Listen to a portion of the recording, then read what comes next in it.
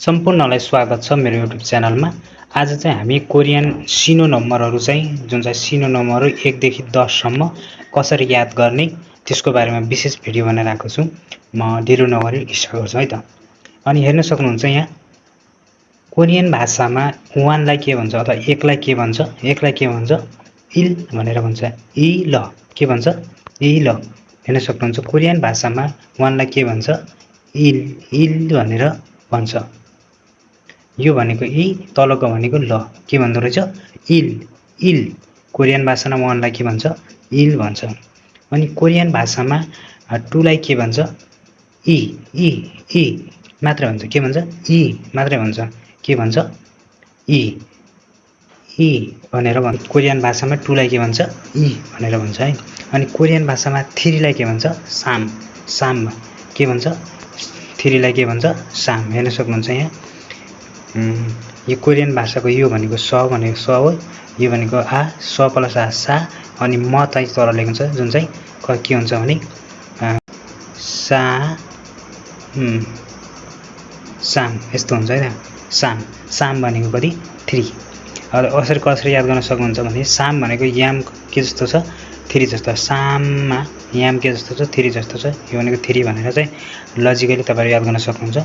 अनि त्यसपछि 4 लाई के भन्छ? 4 लाई भनेको सा भने स प्लस आ सा। स प्लस आ सा। स प्लस आ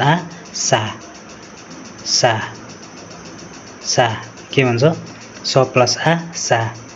4 लाई के भन्छ? सा भनेर भन्छ। अनि 5 लाई के भनिन्छ? ओ। 5 लाई के भनिन्छ? ओ। हाम्रोमा ओ हो हाम्रो हुन्छ नि जस्तै सब यो भनेको के हो?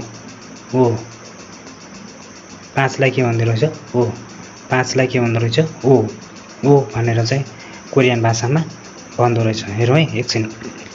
1 भनेको के हो?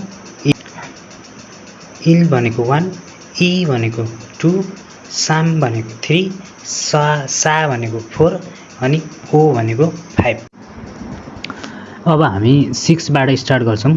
6 लाई चाहिँ कोरियन ल्याङ्ग्वेजमा चाहिँ के भन्छ? 6 लाई कोरियन ल्याङ्ग्वेजमा के भन्छ भने यहाँ चाहिँ छ र प्लस रुक अथवा यो भनेको र, यो भनेको युक, यो भनेको क। र प्लस यो के हुन्छ? रुक पनि हुन्छ। यस्तो रुक पनि भन्छ अथवा युक भनेर भन्छ। त्यसपछि अब 7 लाई के भन्छ? 7 लाई भनेको छिल। 6 प्लस इ अनि ल आधा ल लि छिल। 6 प्लस इ अनि आधा ल कति हो? छिल।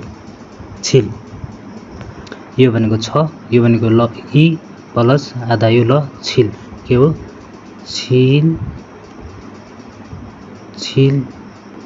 छिल यस्तो छिल हो है त। 6 प्लस इल के हो? छिल भनेको 7। अनि नेक्स्ट भनेको चाहिँ फाल। यो भनेको के हो? फ प्लस अ फ। यो भनेको के हो? ल फाल के हो? फाल। फ प्लस अ फा। यो तलको के हो? ल भनेको के हो? फाल।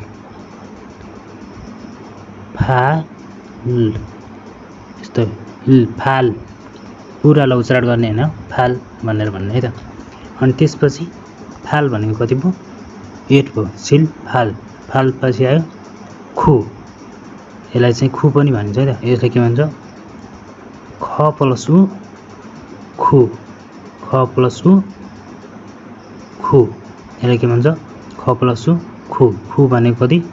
9। कोरियनमा के भन्दो रहेछ यसलाई? 9। अनि त्यसपछि सिप। अर्को चाहिँ 10 भनेको कति? सिप। स प्लस इ अनि यो प सिप। यो सी अनि प आधा प सिप भनेर भन्छ। अनि त्यसपछि अब हेरौँ है त। यसलाई के भन्दो रहेछ? रुक अथवा युक भनेको 6 अनि त्यसपछि छिल भनेको 7, छिल भनेको 7, त्यसपछि फाल भनेको चाहिँ 8 अनि खु भनेको चाहिँ 9 अनि त्यसपछि सिप भनेको चाहिँ 10। यसरी चाहिँ तपाईहरु कोरियन चाहिँ सिनो नम्बरहरु याद गर्न सक्नुहुन्छ। Okay guys, thanks for watching my video. यदि तपाईँहरूलाई मेरो भिडियो मनपर्छ भने लाइक सेयर एन्ड सब्सक्राइब गरिदिनु होला। यदि तपाईँहरूले मेरो च्यानललाई मन पराउनुहुन्छ, मेरो भिडियो मन पराउनुहुन्छ भने म नेक्स्ट टाइम पनि राम्रो भिडियोहरू बनाएर ल्याउनेछु।